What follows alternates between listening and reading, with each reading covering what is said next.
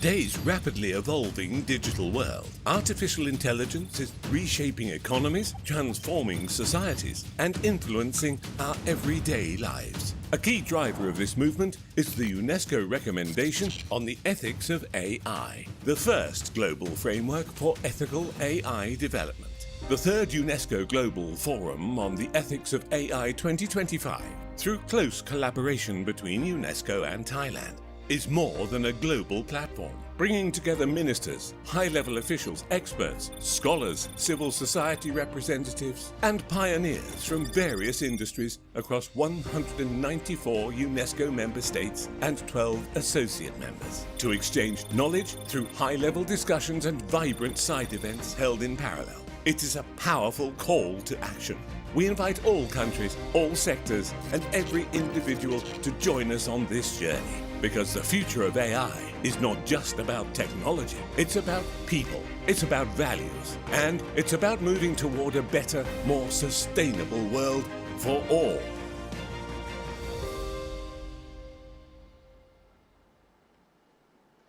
Good morning, Your Excellencies, the Prime Minister of the Kingdom of Thailand, Madam Director General of UNESCO, distinguished guests, national and international delegates, ladies and gentlemen, welcome to the official opening ceremony of the third UNESCO Global Forum on the Ethics of AI 2025. I'm Elizabeth Sadler-Lee Nanuchai as your host. It is truly inspiring to witness such a diverse gathering today, with participants representing 194 UNESCO member states and 12 associate members joining us for this global forum. This year, Thailand is deeply honored to serve as host and warmly welcomes each and every one of you through the strong collaboration between UNESCO and the government of Thailand, led by the Ministry of Digital Economy and Society, the Ministry of Higher Education, Science, Research and Innovation, and the Ministry of Education. Now, ladies and gentlemen, it's such a great honor to have the presence of Madame Director General of UNESCO. And to officially open this forum, it is my great honor to invite to the stage Ms. Audrey Azoulay, Director General of UNESCO, to deliver her keynote speech and official remarks. Please welcome.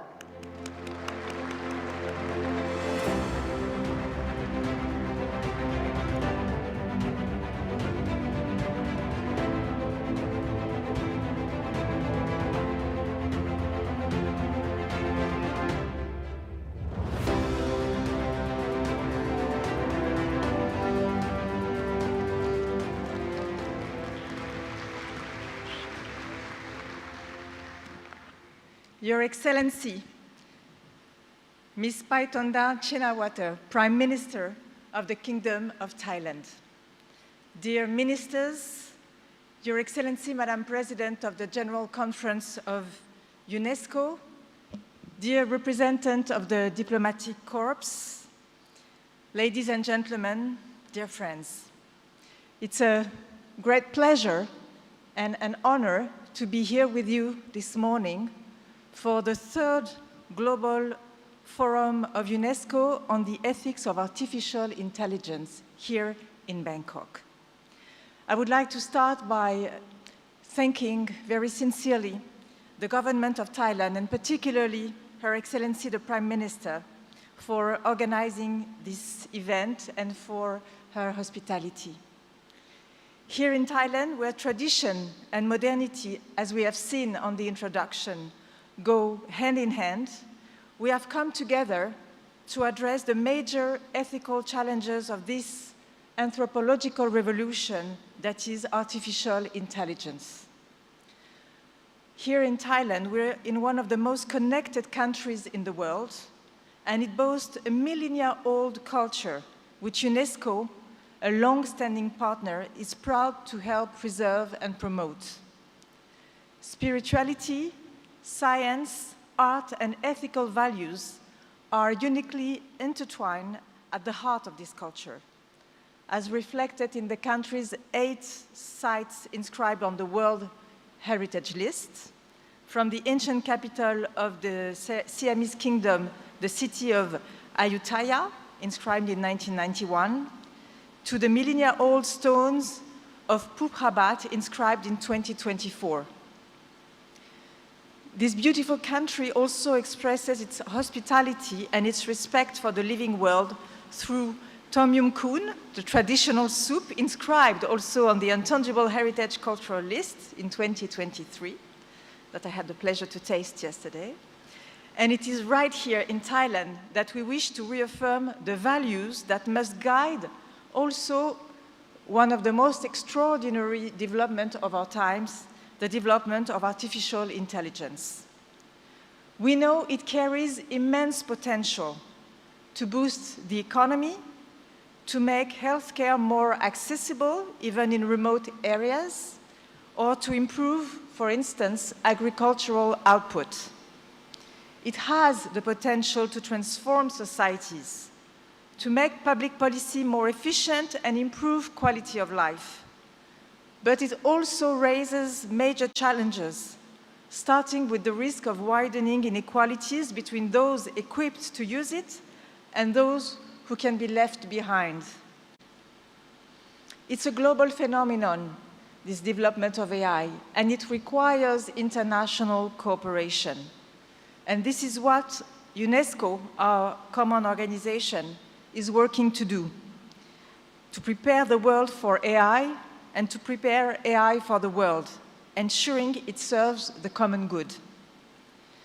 To establish universal ethical standards, UNESCO's member states unanimously adopted in 2021 the first ever recommendation on the ethics of AI. It was at the time a pioneering text, and it is still the only universal ethical standard on AI today. It owes a great deal to the work of an international expert group chaired by Professor Emma Roetkamp-Bloem, whom we will be hearing today. But to translate this recommendation, this text, into action, UNESCO has brought the private sector also on board, including through our Business Council for the Ethics of AI, with members including Microsoft, Telefonica, Salesforce, Lenovo, LG AI Research, for instance. And we can count on our unique ability to bring together decision makers, member states, but also experts, the academia, the business, the scientists, and civil society. And this is exactly what the global network of civil society organizations and academia we are introducing tomorrow here in Bangkok will do. Support citizen participation in AI-related decision-making worldwide. With the legitimacy and through our universal normative framework, UNESCO is taking action at every level. Of course, in multilateral fora, as we did in 2024 at the UNGA, with the adoption of the Global Digital Compact, but also in the G20, in the summit in Brazil, where the significance of our recommendation on the ethics of AI was recognized in Rio at the level of the leaders, the head of states. And we are this year working with the South African presidency of the G20 as UNESCO being the lead agency at the task force on AI. I'm also pleased to announce the establishment of UNESCO's new global network of competent supervisory authorities on AI, which aims to support decision makers in developing ethical AI policies. This network will be launched here in Bangkok tomorrow. At the regional level, in every region, our recommendation is present as well. It is mentioned in the Asian Guide on AI Governance and Ethics. It was at the core and inspiration in Africa for the first continental strategy on AI.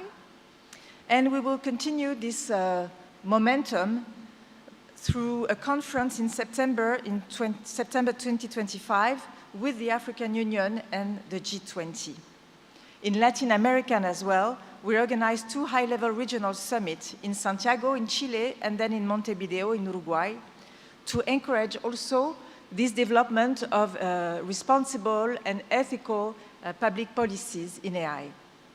And lastly, At national level, we're working with our member states to support them through a very efficient tool that we have, the Recommendations Readiness Assessment methodology. This methodology is currently being implemented in over 70 countries, including 7 of the 10 Asian countries, among them Thailand, thanks to you, Madam Prime Minister. I believe Thailand will present a summary of the results during this forum. We're also training professionals on the ethical challenges surrounding AI, as we have already done for over 8,000 judges and magistrates worldwide. We're also pleased to develop an international network of centers, UNESCO Category 2 centers around the world, to anchor at regional and global level support for research and training. We've done so already in Saudi Arabia, for instance, or Morocco. Excellencies, artificial intelligence is profoundly reshaping how we live, how we work, how we learn, how we connect, how we relate one to another, placing humanity at a historic and critical turning point. It is up to all of us to collectively steer it in an ethical direction, according to the values we want to support. This is precisely what the multilateralism championed here by UNESCO can serve to do.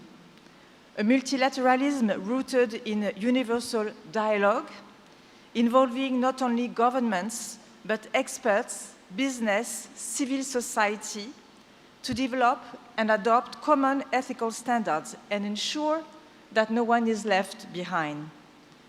May this forum mark a milestone in this crucial journey, and may we all thank Thailand for conveying this message here today in Bangkok. Thank you very much. Merci beaucoup.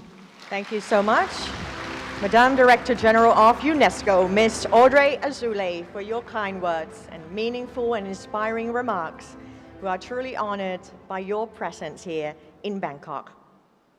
Ladies and gentlemen, the third UNESCO Global Forum on the Ethics of AI will highlight achievements in AI ethics since UNESCO's 2021 recommendation on the ethics of AI and underscore the need for continued progress through actionable initiatives. Co-hosted by Thailand, this event serves as a vibrant platform for global dialogue, collaboration, and policy innovations on the ethical dimensions of AI. This forum will convene global leader, AI expert, industry pioneer, and policymakers to address critical challenges and opportunities in AI developments. Without further ado, it is my distinct honor to invite to the stage the Prime Minister of the Kingdom of Thailand, Your Excellency, Ms. Paetongtarn Shinawatra, on the stage to deliver the keynote speech and the official opening remarks. Please welcome Your Excellency.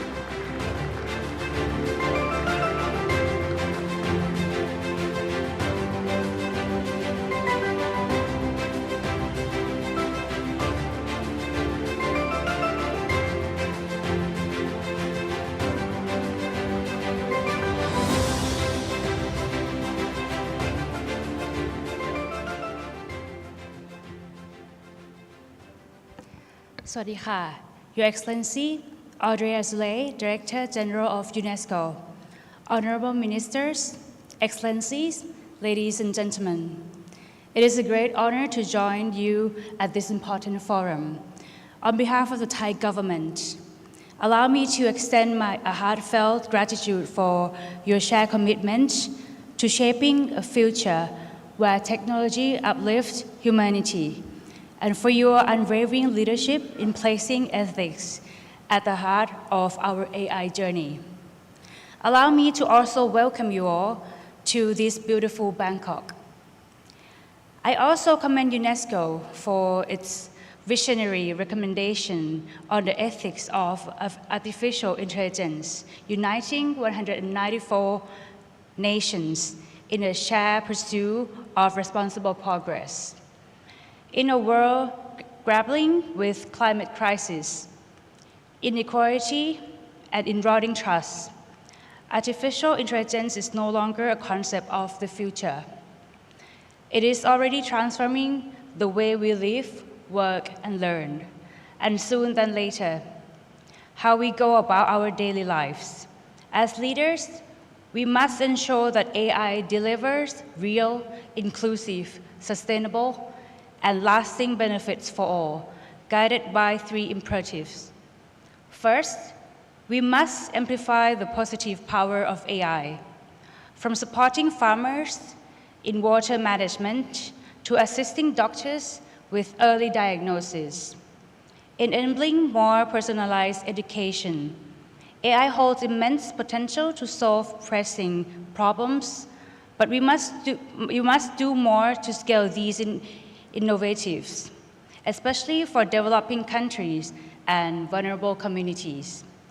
Second, we must guard against the misuse of AI, in particular, the spread of misinformation. Misinformation spreads faster than precise information. Deepfakes make fake look real, and cyber threats undermine democracy and trust. Such misuse pose a serious threat to public trust and democratic institutions. We need to clear regulations, effective tools to verify content and digital literacy for everyone. Third, we must keep people at the center of AI development.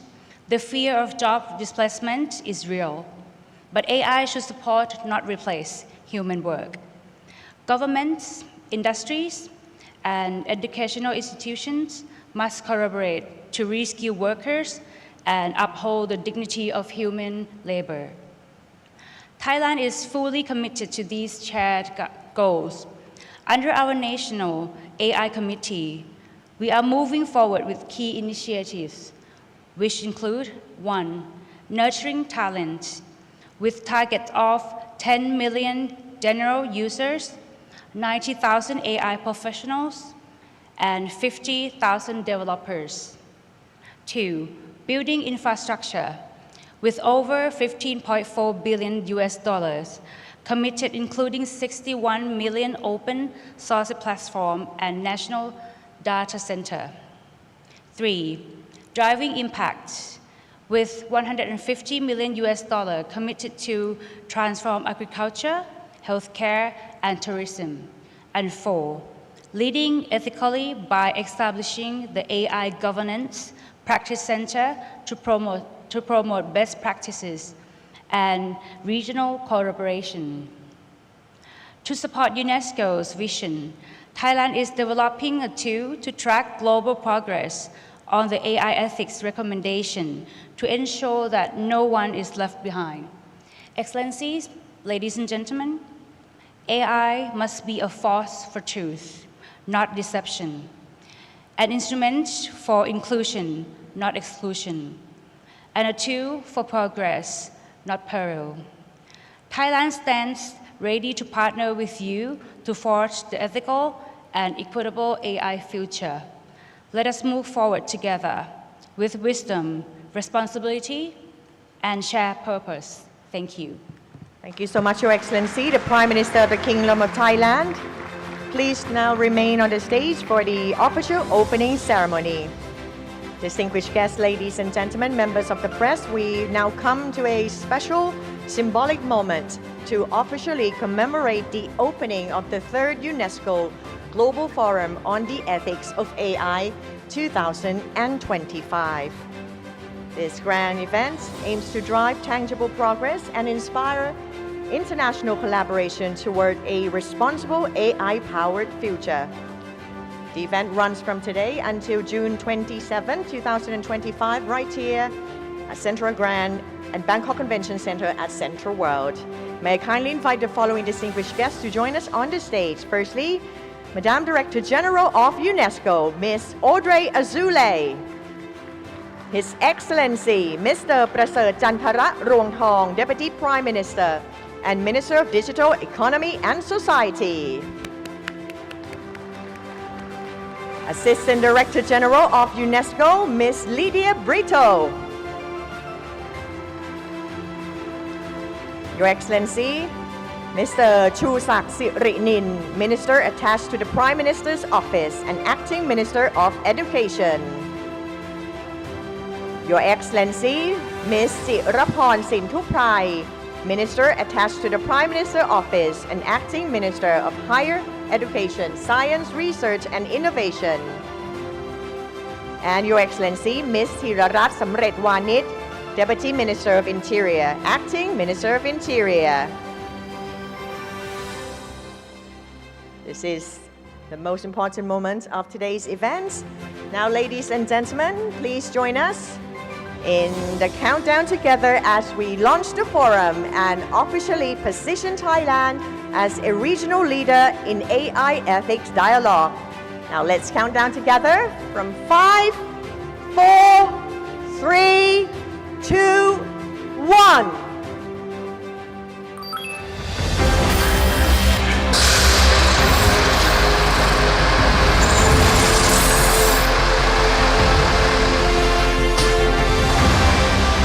A big round of applause, please, for the officially opening ceremony of the 3rd UNESCO Global Forum on the Ethics of AI 2025.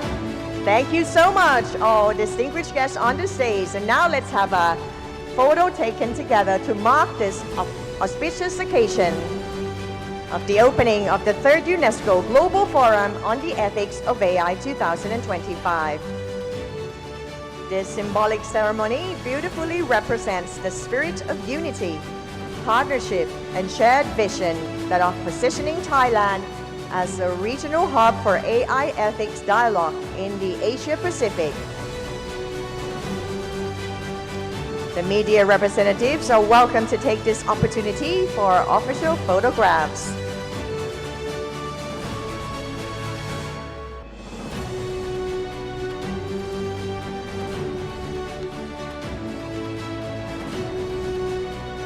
And now I would like to invite to the stage all the ministers in the front row, please. Please join us to commemorate this auspicious occasion of the official opening ceremony for the 3rd UNESCO Global Forum on the Ethics of AI.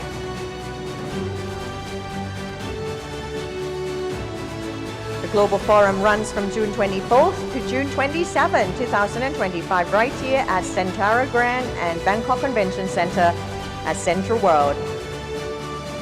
Key topics will include AI's impact on human rights, gender equality, and sustainability, featuring experts panels, interactive discussions, and actionable strategies to align technological innovation with ethical principles.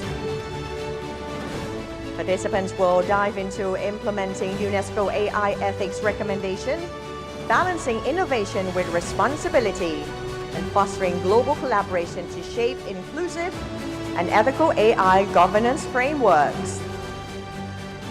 This forum continues UNESCO's mission to advance the adoption of its groundbreaking 2021 recommendation, the first global standards on AI ethics. Can we have another big round of applause, please, for Your Excellency, the Prime Minister of the Kingdom of Thailand, Madam Director General of UNESCO, all executives from all the ministries, the ministers from both national and international countries. Thank you all so much for your presence at the official opening ceremony of the 3rd UNESCO Global Forum on the Ethics of AI 2025.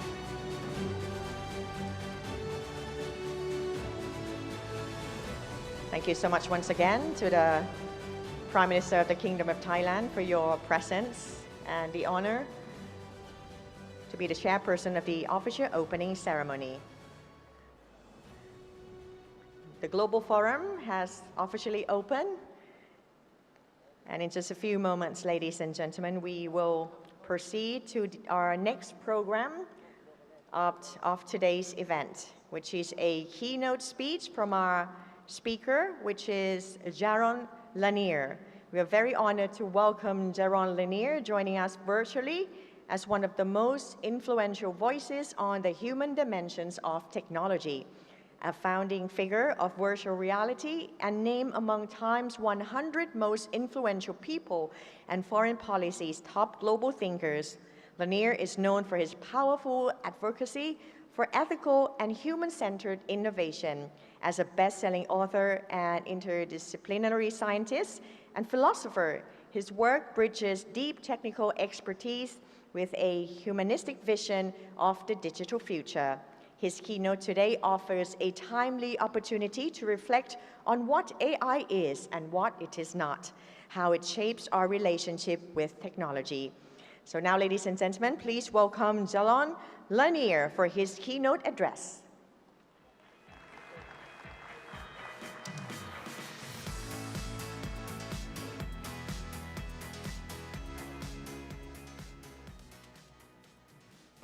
Hello. I am profoundly honored to have this moment to speak with you. I would very much prefer to be there, of course, but it is extremely gracious and generous of you to have me, even so, over video. I would like to use this time to convey some ideas that might not be the most common ones, but ideas that I find to be extremely important in thinking about AI and ethics. I should mention that I have a peculiar history because my mentor when I was young was Marvin Minsky, who probably has done more than any other person to create the sensibility of what AI is for us today. He's a late professor at MIT.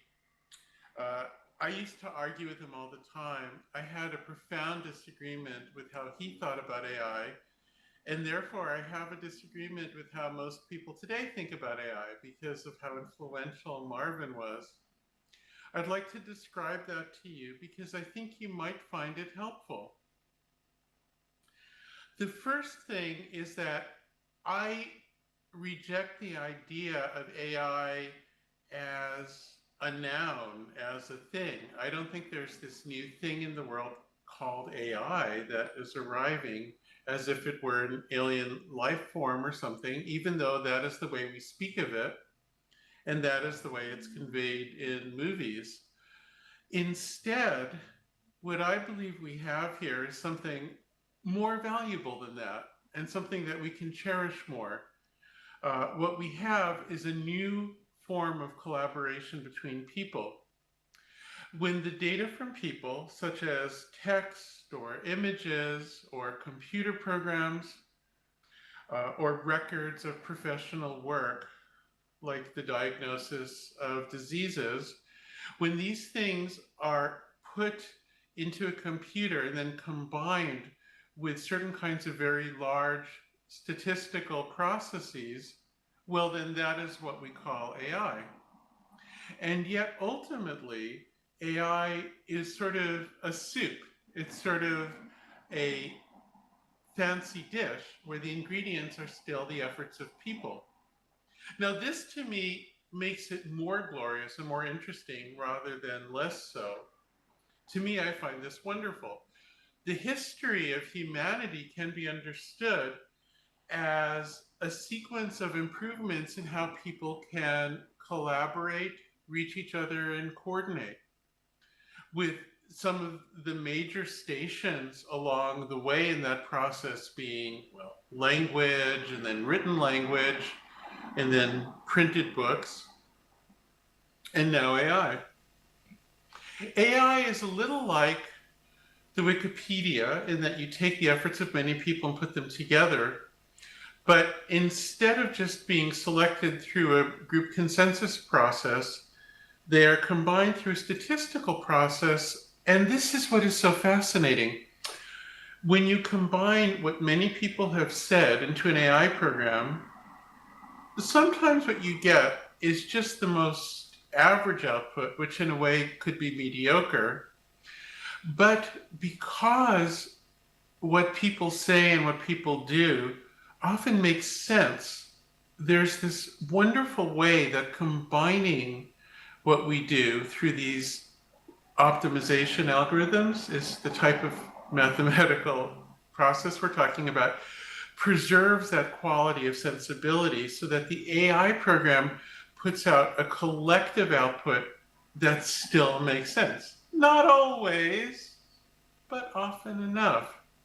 Now, this works remarkably well when there's an area that either people have done a lot of work in already, for instance, writing online, there's so much of it, and images of cats, there are millions, so AI is very good at making new images of cats.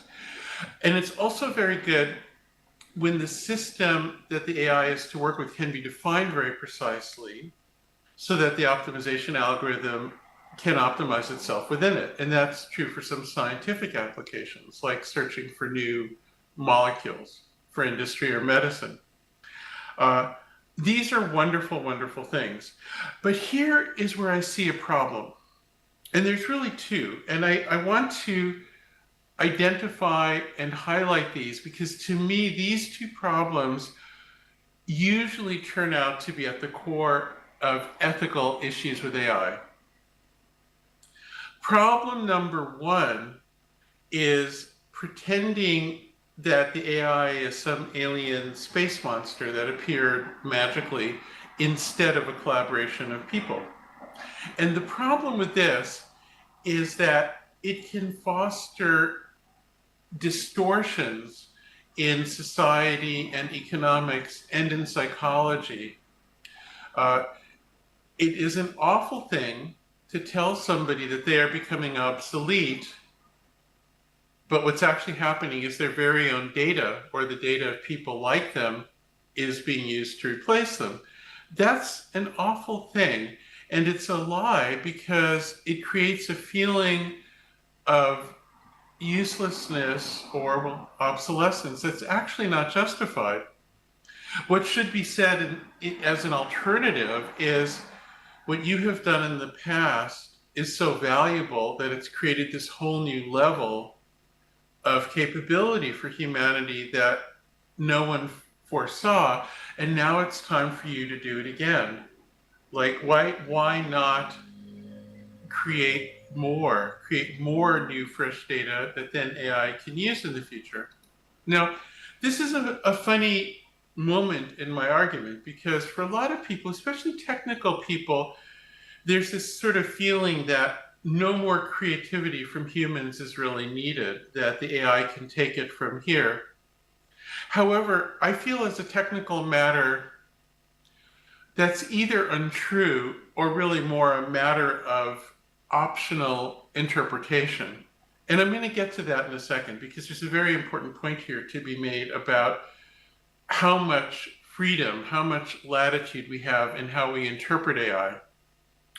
But here's what I want to ask you to think about for the future of humanity.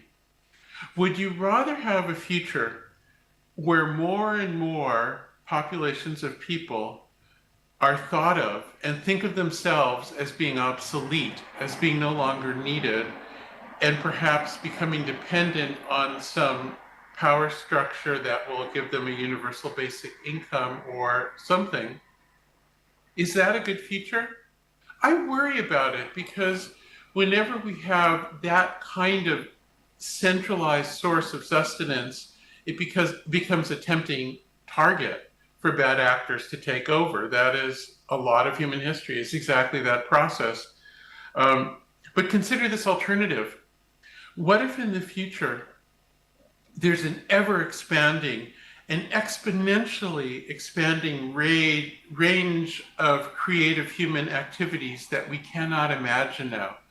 What if in the future our descendants evolve to fly about in open space as creatures in the vacuum? What if we become, our brains self-modify through technology to become fantastic? As long as there's continuity and we don't lose memory, we can still have meaning, and there's no reason to fear radical change. It's only in singularities where we lose memory that radical change is destructive. That's an extremely important point. But what if there's so many new possible areas of creativity that there'll be ever expanding types of creative classes who are valued, who make a living, who are not dependent and don't feel obsolete? Isn't that a better long-term future? And this is where we hit this crucial fork in the road or crossroad where we either, if we think of AI as this new force coming in that might replace people, then we are choosing that future of human obsolescence by definition. If we instead think of it as a new form of collaboration, then we are inviting a new future of ever-expanding, unpredictable, unimaginable forms of collaboration into the deep future. That second choice is the better choice. Now, I talked before, just for a moment, about how much freedom, how much latitude we have in the way we interpret AI. And that is a crucial part of understanding the ethics of AI. Pardon me. The most prominent way of thinking about AI is actually quite peculiar if you think about it. And that is that the goal of AI is to convince a human user that it's like a person, that it's alive. This is an idea that was started by one of the founders of computer science, whose name was Alan Turing. And he had this idea that since we can't really probe the metaphysics of the human situation, the only way we can judge whether a person is real, whether we are justified in giving the faith to another person that they deserve our empathy, in Buddhist terms, if you like, or that we believe there's something going on inside, that they have an interior experience, whatever it is you wish, that they have moral agency, that they have moral value.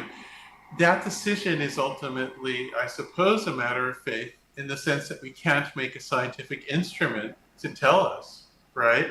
But Turing said, well, look, since we can't design that scientific instrument, if a computer, let's say, can fool a person, so the person believes the computer is alive, then we have to treat the computer as alive because that's all we have is the faith of people. Philosophically, that's an interesting idea. That is the idea of the Turing test. And even though in professional circles, it's thought of as being a little obsolete and not necessarily a current idea, as a matter of practice in technical culture and in the technical industry, it's a totally dominant idea. What we try to do is fool people. What we try to do is convince them that the AI is really a person. We design the AI so it feels like a person. In fact, when ChatGPT was introduced, the capabilities of it were similar to what had existed earlier, not that much earlier, but a little bit earlier. But when it was put forward in this chat context where it simulates a person, suddenly it was this giant sensation because it was fooling people. Now, I want to ask you, is that a good thing? Like, to me, I can divide the applications or the configurations of AI very cleanly into two halves. One half is recombining the efforts of people to create new results that are useful. For instance, to create new computer programs through asking for those programs, to help us with diagnosis of early stage diseases, for so many things. Those are practical results that are the result of improving human cooperation, in my understanding, rather than empowering an alien intelligence. However, the other half, to my mind, is just not productive at all. It's just pure theater. Can we fool somebody? Can we get somebody to think of the AI as a friend, or lately as a lover, or as a therapist? or as a boss or whatever it might be. And this idea that fooling people is a legitimate technical or scientific goal is just bizarre if you think about it, isn't it? I mean, sometimes a cognitive scientist will fool people as part of an experiment, but they're ethically obliged to explain it afterwards, and there's some form of consent. A stage magician gets the consent of the audience when they enter the theater. They know that they're going to be fooled because it's a magic show. But with AI, this half, what I view as the bad half of AI, uses fooling as a goal in itself. And is that not just incredibly twisted and strange? And it's just weird to me that it's treated as a normal and acceptable thing to do. And it is from that ideology that we need to get the computer to fool people in order to be able to say that we've created a life form. It is from that ideology that we have all of these weird designs that facilitate deep fakes, that facilitate fake lovers for teenagers, which is an emerging problem. I suspect, unfortunately, we'll be hearing a lot about it in the coming years. It's this idea that fooling people is a goal in itself that I believe is at the core of, I'm going to say 2/3 of the ethical lapses, of the ethical problems with AI. Not all, there's some other issues too. I believe it's important to ask the technical community, the engineering community, the scientific community, and the tech business community if fooling people should be a goal in itself. Because if we can move away from that as a goal, that one thing will help clarify and address so many other of the problems that come up. And as long as we treat that as a legitimate and central activity in what we do as technologists and as tech companies, then even if we fix some versions of the problem, others will come around because the fundamental idea is so strange to begin with. So let me review the two big ideas I hope I've been able to convey to you in this very brief time we have together. One of them is that instead of thinking of AI as some separate thing, maybe some new alien intelligence, we can think of it as a collaboration between people, as dependent upon people, and as an opportunity to imagine new roles for people expressing themselves and creating new value and new wealth through AI systems in the future in ways we can't imagine. It's an extremely optimistic and human-centric way to think about AI. And then the other big idea I've conveyed to you is that you can split the designs of AI into two halves. One half is defined by the value it can provide to you, while the other half is defined by whether it can fool you. And if we choose the value over the fooling, that one slice can help us cut away a lot of the ethical dangers quickly, in my experience, and helps us design better systems that serve people instead of, well, let us say, there's a certain sort of emotional or spiritual or cultural, there's some kind of a drive within tech culture that wants to fool people. We could talk about why it's there. That's interesting, but the point is it's there. Let us confront technical culture and ask that it no longer be there. Let us try to be a little more grounded and a little more service-oriented. You know, if you're a mathematician or a pure scientist or an artist, you can do your work for its own sake. These are beautiful things. You do them because they're beautiful. But technology cannot even be defined unless it's for the benefit of someone. And as long as we remember that technology can only even be a thing if it's there to help somebody, as long as we remember that, I believe we will not fail. I am so grateful for your time, and I am so grateful for your attention, and I wish you the best luck with the rest of the conference and congratulate you on all you've achieved, and I'm sure you will achieve much more. Thank you so much.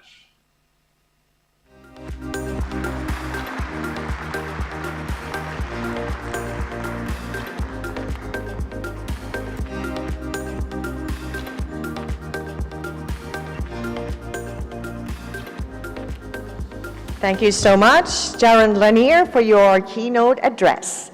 Now, ladies and gentlemen, we will continue with our panel discussions of today's program. But first, please allow me to tell you a little bit more about today's program.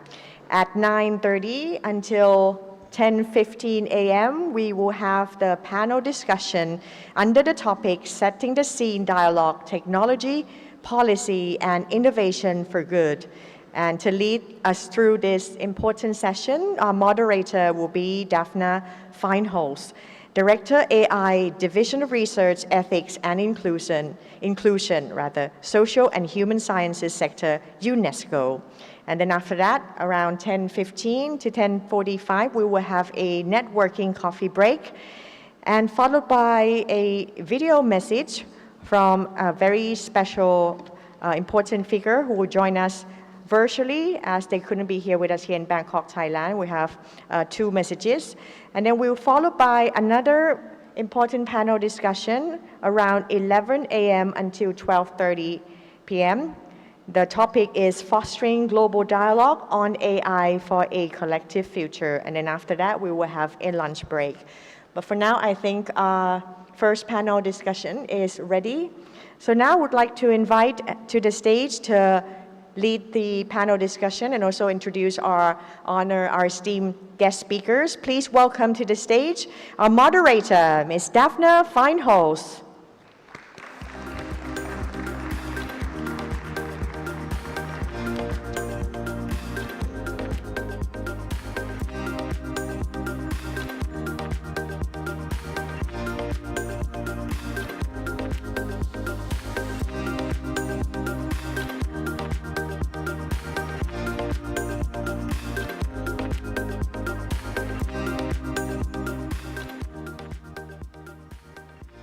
Thank you very much for being here. Thank you very much for the introduction. Thank you very much to all of you, and thank you for this beautiful opening ceremony, for this provocative and interesting keynote.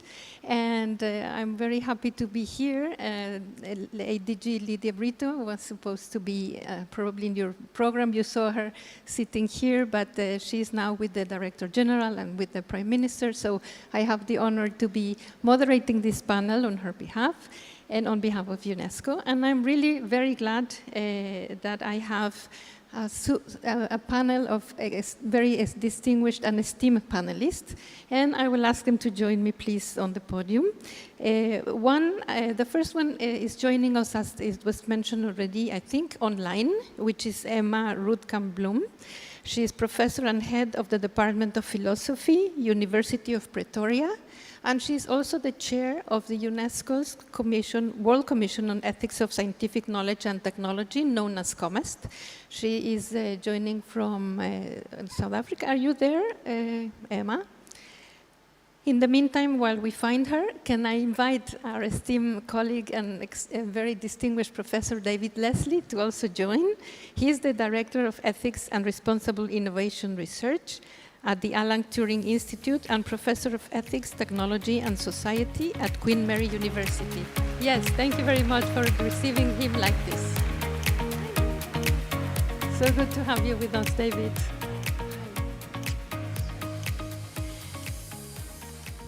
Hi, Emma. We can see you now on the screen, and be very welcome. And now, can I please also ask you to clap and welcome Mrs. Nguyen Thi Puong Thao. She's the chairwoman of the Sovico Group in Vietnam.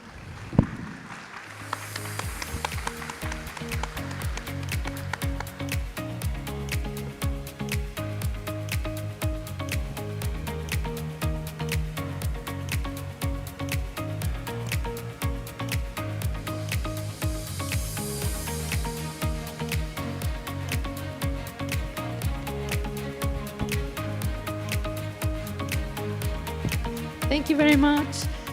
Welcome. Thank you for thank you, the three of you, for being in this panel. And let's just start. Let's just start with our reflections for today. I have some.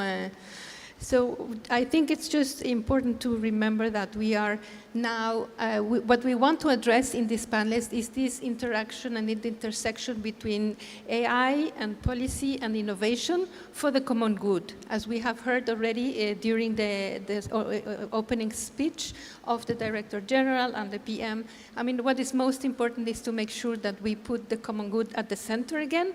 We were discussing yesterday with some of the ministers in some of the panels that seems that the common good went away already in the social pact between science and society, and we have to bring it back. And I think this is exactly the role of ethics. Ethics can try to do this magic, and that's why I think we need to bring it back, and that's why the Global Forum is about the ethics of artificial intelligence and not only on artificial intelligence.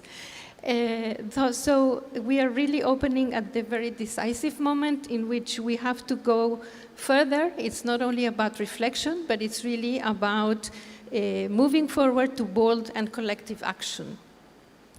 We are advancing very fast in this moment that it was also described by the UNESCO Director General as anthropological movement, change in which and I think everything has been said already. I mean, this is only the first panel and everything has been said. It's changing our economies, the way we work, the way we interact, the social tissue, the problem of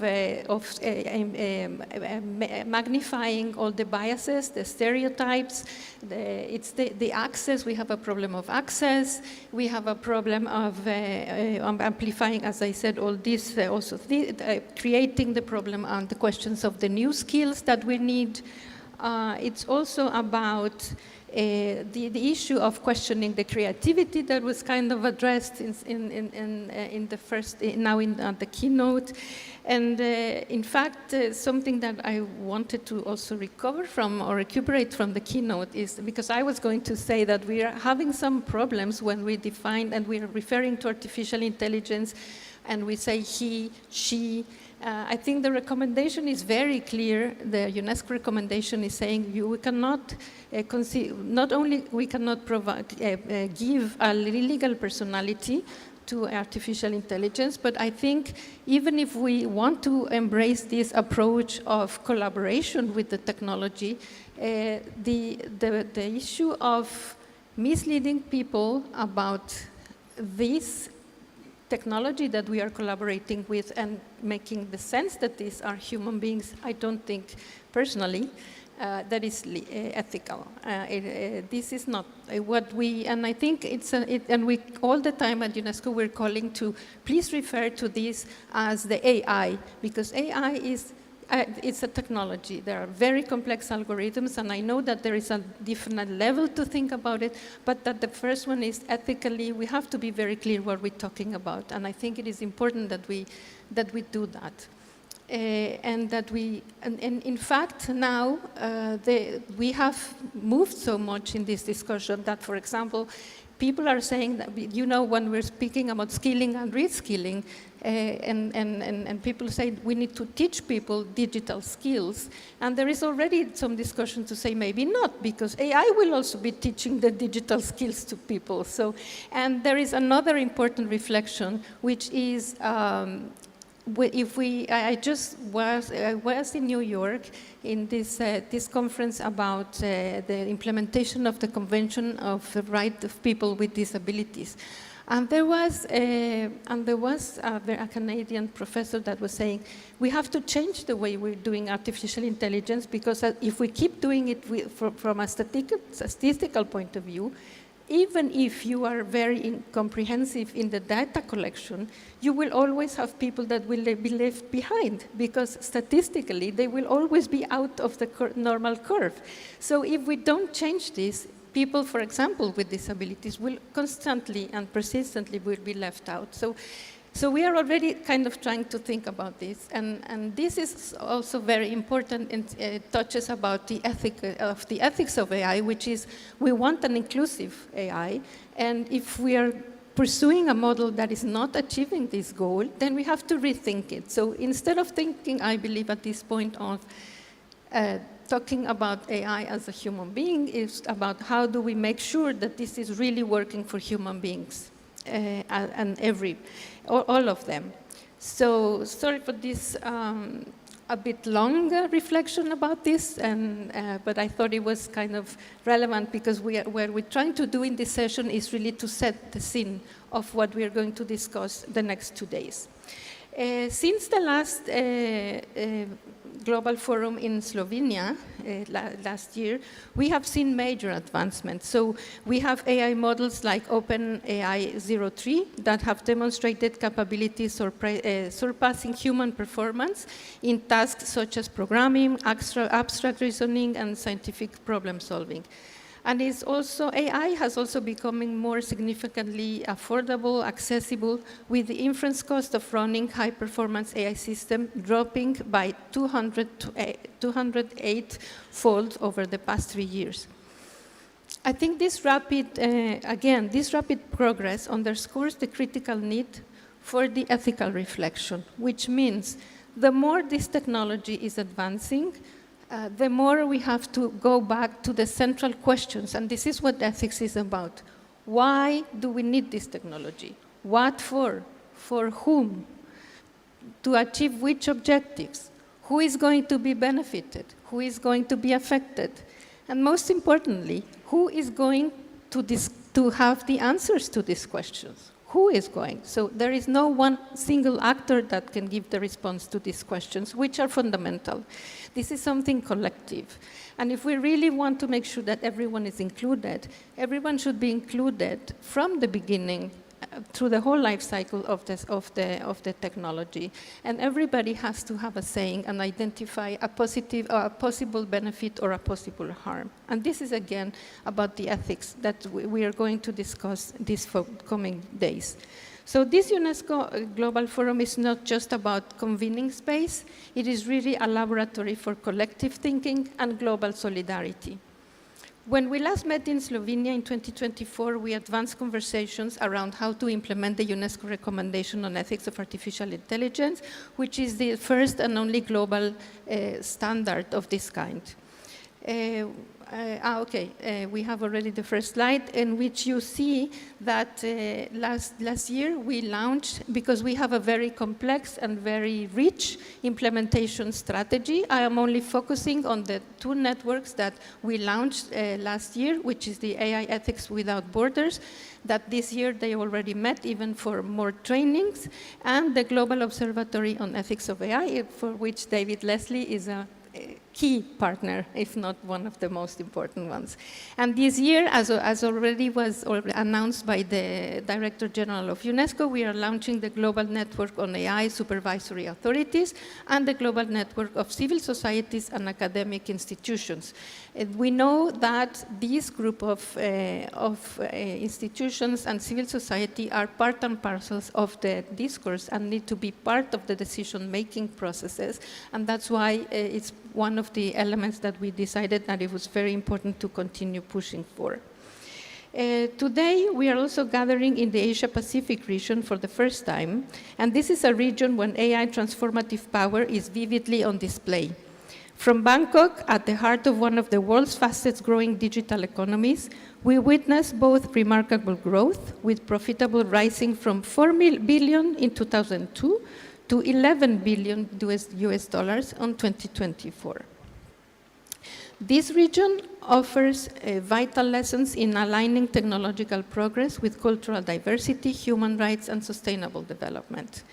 But the road ahead is very complex. It is marked by major challenges, from labor disruption, disinformation, to significant environmental costs, which is something that I have not made any reference, and it has also been very widely discussed in different regions, the amount of water and of energy that we need for these systems, to say the least. A recent study of the International Labour Organization indicates that over 56% of jobs in sectors like manufacturing and agriculture in Asian countries are at high risk of automation. If left unaddressed, AI could exacerbate inequalities, making it imperative to confront global disparities head-on. So the goal is not to slow innovation. Nobody is for this. UNESCO is not for this. It is basically to guide this innovation with foresight, with care, and with justice. This is why the UNESCO recommendation on ethics of AI is so important, because it provides with a shared framework to ensure that AI upholds to the human rights, transparency, accountability, and sustainability. So UNESCO has been supporting and accompanying many countries. Maybe we can have the second slide. With the UNESCO Readiness Assessment Methodology, one of the many tools that we have developed in this REACH program implementation strategy that I mentioned. And RAM is the acronym of Readiness Assessment Methodology, and we have accompanied over 70 countries and 17,000 stakeholders around the world in implementing these principles and values. You can see some of them, how the final outcome looks like, but inside is even more interesting than the beautiful pictures that you see in the covers. So many leaders around the world are today at the front of that work. You will be listening from them in the coming panels after us.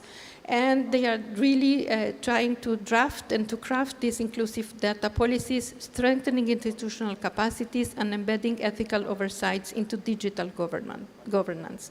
So this forum offers this unique opportunity to bring together governments, researchers, civil society, academia, and the private sector to align to those efforts to accelerate good practices and to build trust across borders, sectors, and disciplines. So with this, I will now want to open our panel. As I said already, I'm joined by three very distinguished voices that are going to bring the ethical, the academic, and the business leadership voices to this dialogue, because I said, we want to set the scene and to make sure that all the stakeholders are around, most of them, or some of them, are around this table. So we are going to have two short rounds of questions. One will be more on what you think it's important, and the other one is how concretely we can move forward in our efforts. So the first question will be a general question for everyone. Emma, we will start with you. If that is okay with you. So as we open this global forum, and we're kicking off these 2 days of very high-level ministerial and technical meetings, what would be the key messages or insights that you would most likely share with participants? Something that you would think that should anchor and guide our conversations and our thoughts collectively to reflect on how technology, policy, and innovation can serve the public good in the age of AI. Thank you so much, Daphna. Thank you, everybody. Good morning, everyone. Yeah, it is morning for you as well. I'm very glad that I can meet you at least and join you at least in this format, although, of course, it's not optimal. So I think I want to start by giving you two anchors to hold on to as we move through the next 2 days. One is to think of AI ethics as an enabler. So think of AI ethics as in a positive way, because that's what it is. And it's an enabler in two senses. It's an enabler of AI governance, and that means that it's an enabler of human rights, laws, standards, and principles.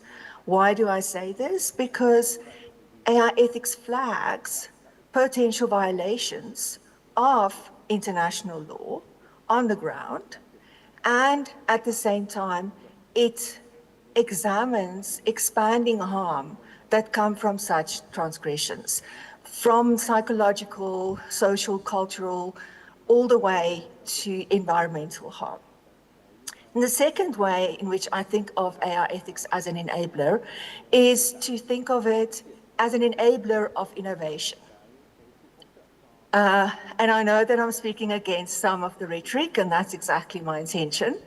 It doesn't stop innovation, it in fact enables it.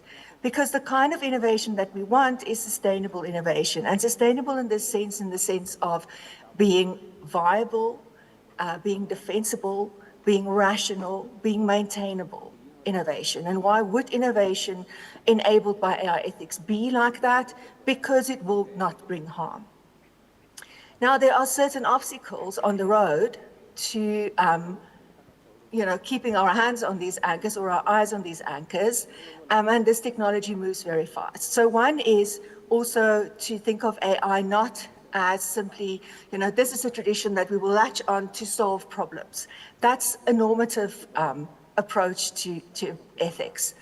We say very clearly in the UNESCO recommendation that AI ethics is a dynamic reasoning system. It is about reasoning about what is the right thing to do in a particular context, in a particular sector, and to give defensible and justifiable reasons for the decisions that we take. Now, on this road, we have to remember that the chain of actors, or the diversity of actors in the AI chain is really an obstacle. We have to keep that in mind. We also have to keep in mind that AI is an all-purpose technology. This makes things even more difficult. The cognitive the cognitive abilities of AI has been scaled up a lot. For instance, we really seriously have to think about loss of autonomy in knowledge production, loss of human autonomy in knowledge production. We have to keep geopolitical issues in mind for competition among states. Think of AI in the military.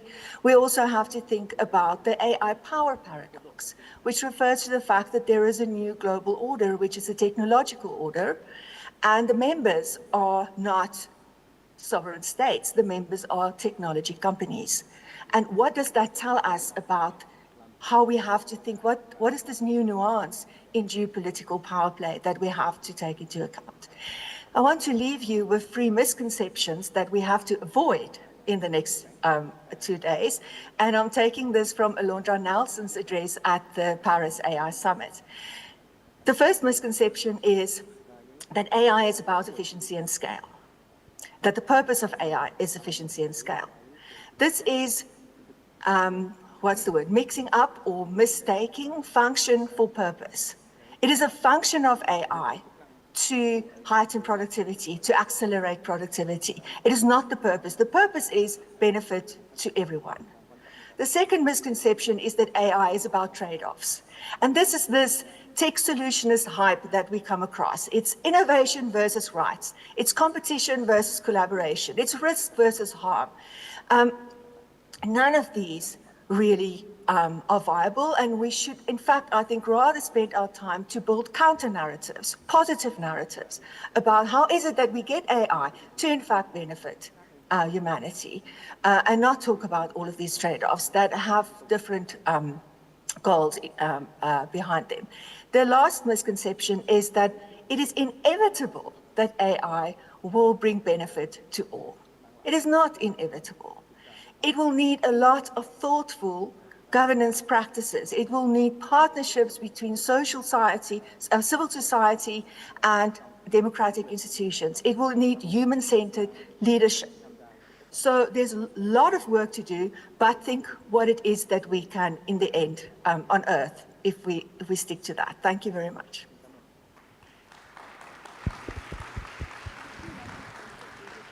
Thank you very much, Emma, for basically putting forward the misconceptions that we have to avoid. I will probably leave it to the end, but that this is about benefits and not efficiency. It is not about the trade-offs, but really about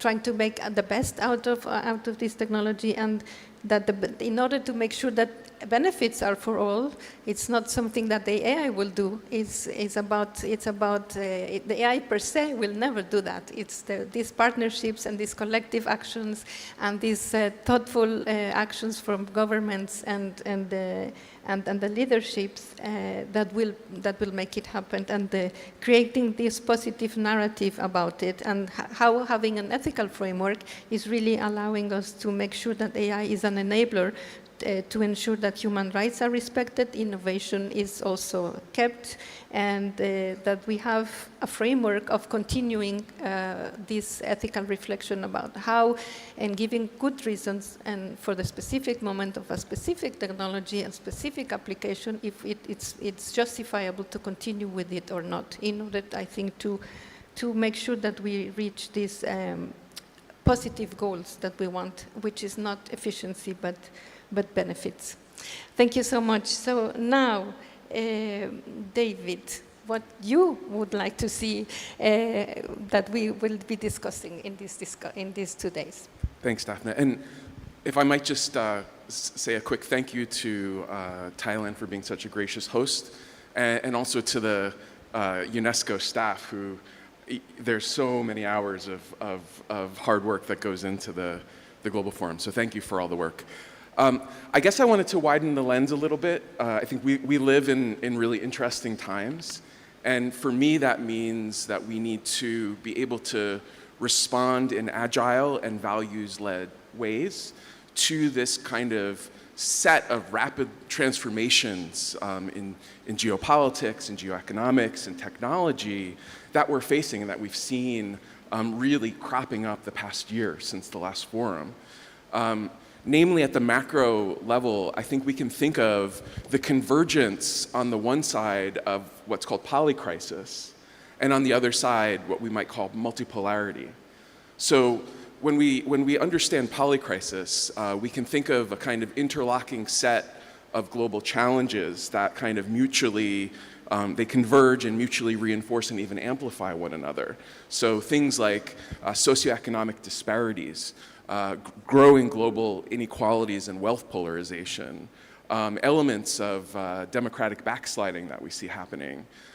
We also see other global challenges, including exacerbation of ecosystem or ecological change. So, climate change, biodiversity drain, the emergence of new possible pandemics because of global climate change.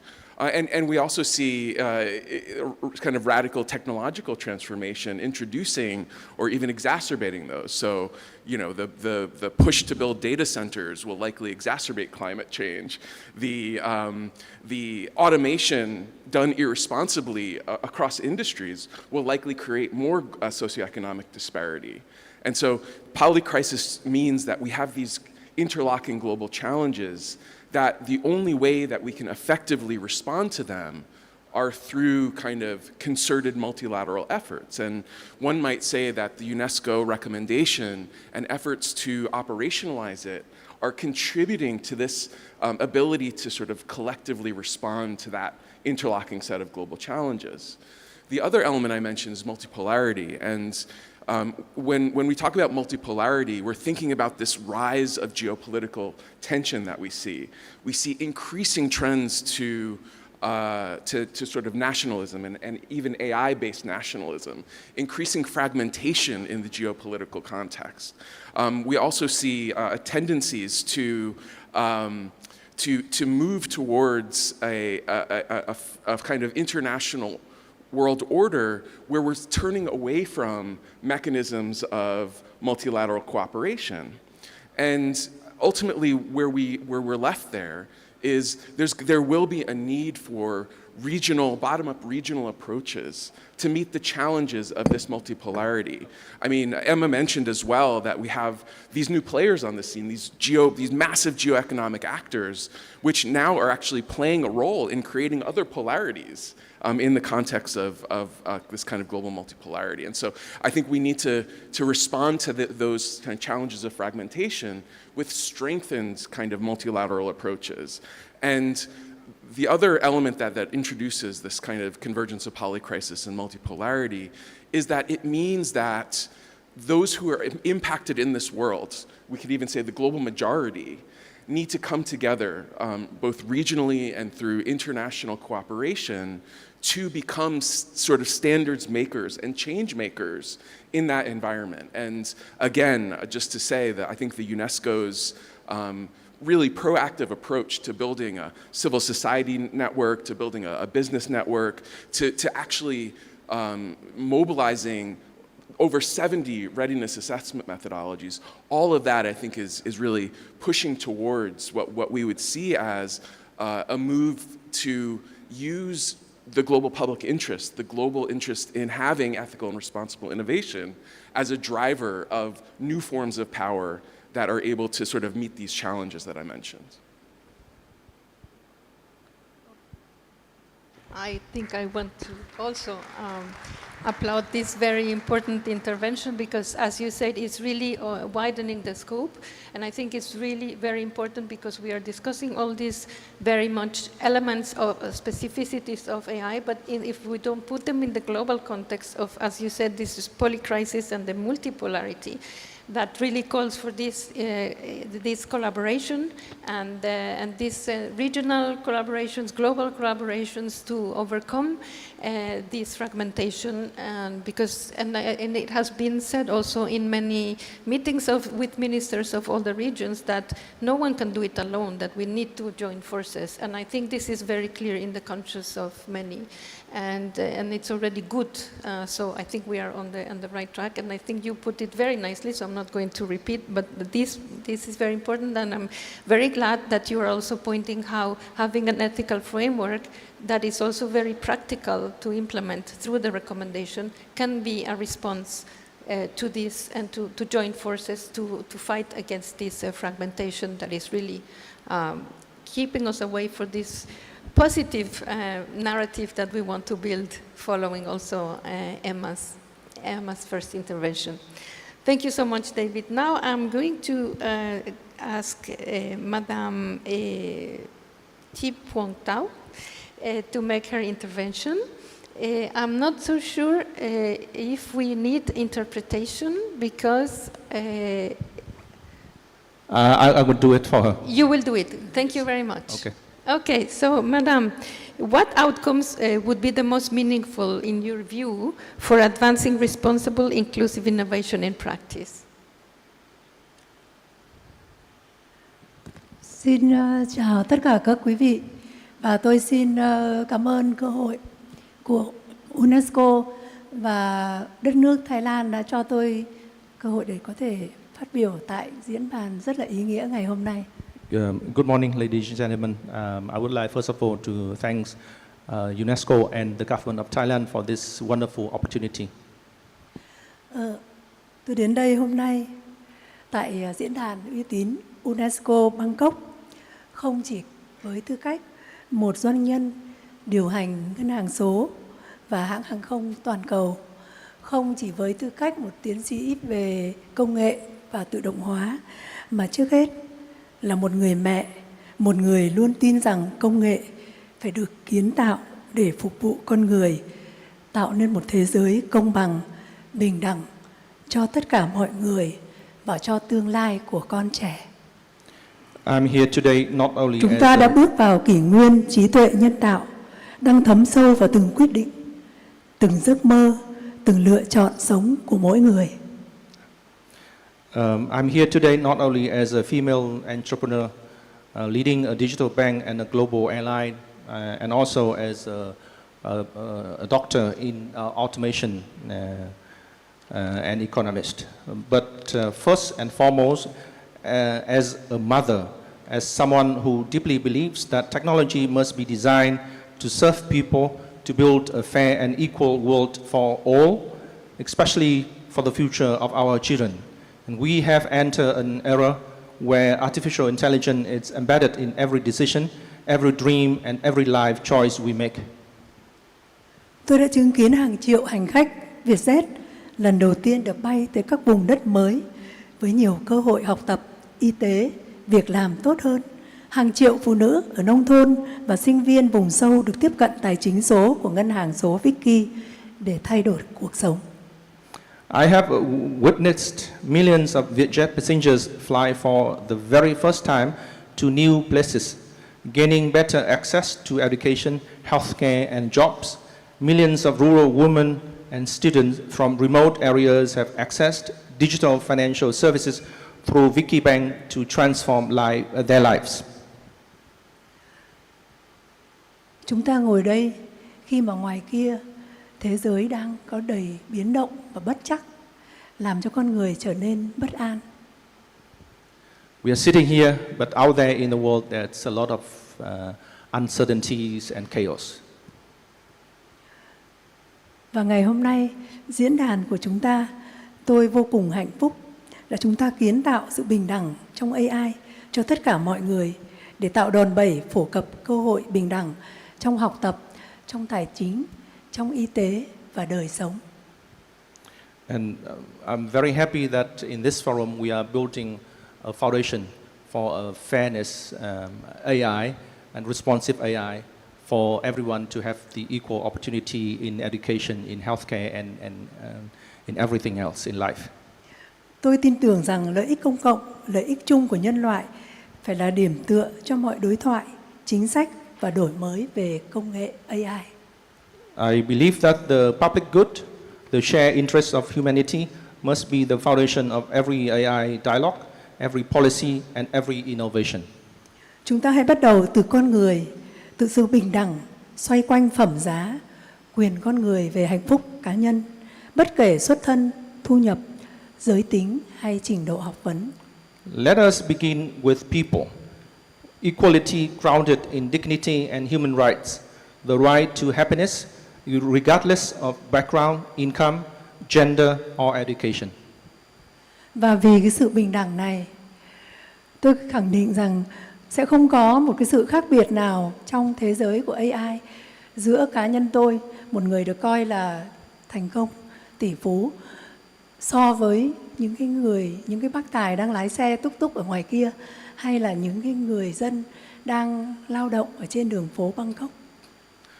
This equality to me means that there's no differences, that the value of AI brings to me as a woman billionaire as compared to the values that AI brings to drivers out there in the street.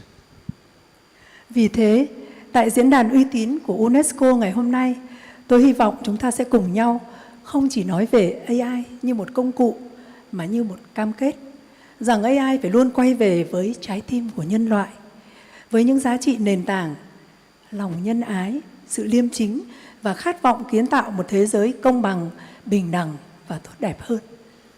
That is why at this prestigious UNESCO forum today, I hope we speak of AI not only as a tool, but as a shared commitment that AI must always return to the heart of humanity, to the foundational values of compassion, integrity, and the shared aspiration to build a more just, equal, and beautiful world. Tôi xin cảm ơn và chúc tất cả chúng ta sẽ có một diễn đàn ý nghĩa và hạnh phúc trong những ngày này. Thank you, and I wish you all a successful and happy forum.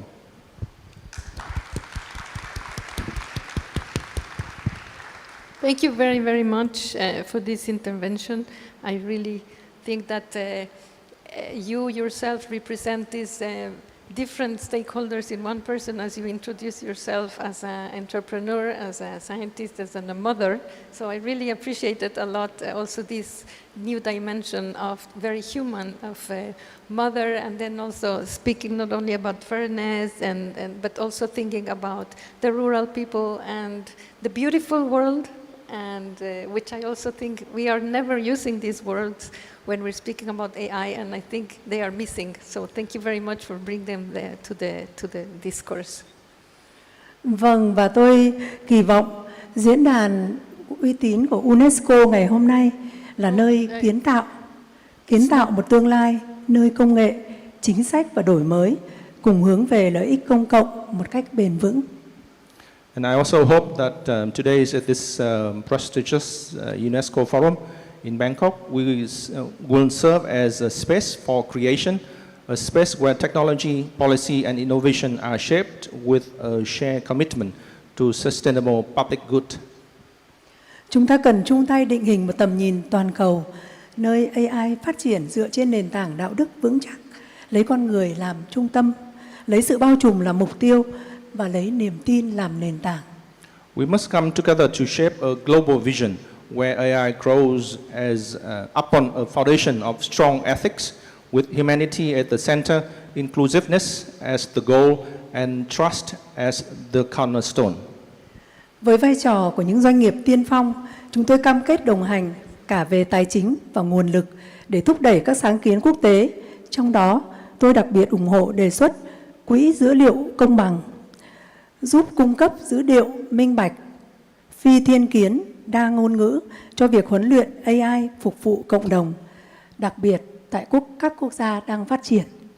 As a business leader, I pledge our financial and organizational support for global initiatives. I strongly endorse the proposal of the Fair Data Fund to ensure transparent, unbiased, multilingual data sets that train AI to serve communities, especially in developing countries. Và điều quan trọng và ý nghĩa hơn, chính sách AI cần đặt người dễ bị tổn thương vào trung tâm để không ai bị bỏ lại phía sau vì giới tính, vì hoàn cảnh hay địa lý.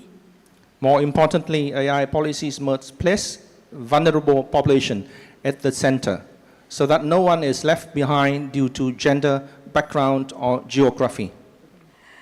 Tôi kêu gọi diễn đàn ngày hôm nay mở rộng không gian chính sách cho phụ nữ, trẻ em gái và các cộng đồng yếu thế, không chỉ là những người thụ hưởng mà là những người đồng kiến tạo tương lai số.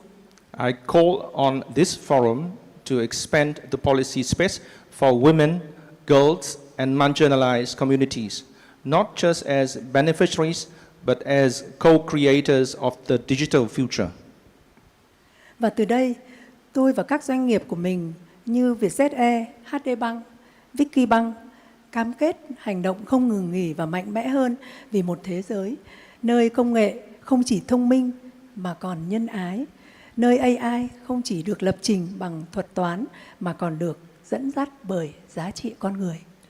From here, I, together with my companies, Vietjet Air, HD Bank, Vicky Bank, commit to bold action for a world where technology is not only intelligent but compassionate, where AI is not only coded with algorithm but also guided by human values. Xin cảm ơn UNESCO, cảm ơn người dân Thái Lan đã cho chúng tôi cơ hội đồng hành. Thank you, UNESCO, and thank you, the government and the population of Thailand for this opportunity.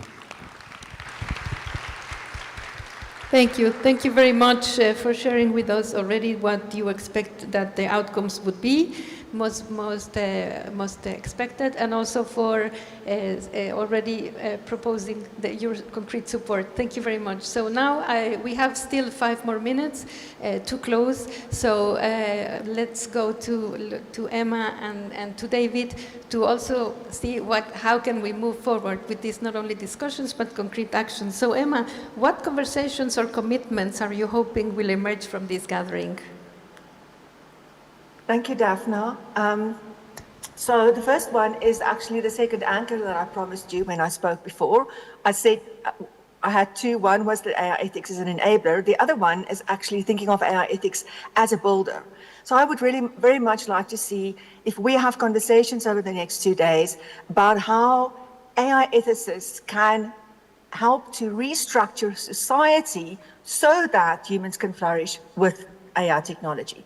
How is it, what is this? We say we have to focus on society and not on the technology. What does this mean? How do we need to restructure society? How do we build social resilience against potential harm from AI technology? And this brings me to the second issue or theme that I hope will come out, and this is the issue of the widening of the inequality gap. Governments and businesses might in fact be disempowering already disempowered persons because they are still not connected, because there are still not data points on training data sets, because they are still not AI literate. What are we going to do about this? And do we really understand that if we don't stop this widening of the inequality gap in a practical ways, that we will all suffer? It isn't just those who will be still unequal or more unequal than before, it's everybody. That brings a third hope, which is that we will talk about data justice. We will talk about what mechanisms can we put in place to ensure that communities, in fact, benefit from the fact that their data is used to train AI systems. What practical measures can we put in place to ensure this? How can we make everything positive? Because this will lead to trust, it will lead to adoption, full adoption of AI, and that will mean that we can optimize the wonders that AI can actually bring to society. Last two, and I'll be very fast, there's just one more, a broad one, is thinking about the difference between data sovereignty and data localization. In short, what is it that governments are giving big tech companies in exchange for data centers in their countries? How is it that we're thinking about this? And then in the last place, I hope that we will maybe discuss something that I think about as a new version of a different version of the tragedy of the commons. This is about, the traditional one is about a situation where individuals act independently and rationally for their own self-interest, but in the process they deplete shared resources, which is then to the detriment of future interests of the group that they belong to. In the case of AI, I think we are allowing this technology to deplete the shared resource of humanity. And when I say humanity, I'm thinking particularly here in terms of the erosion of our autonomy to determine who we are, what we will become, what we will achieve, what we will believe.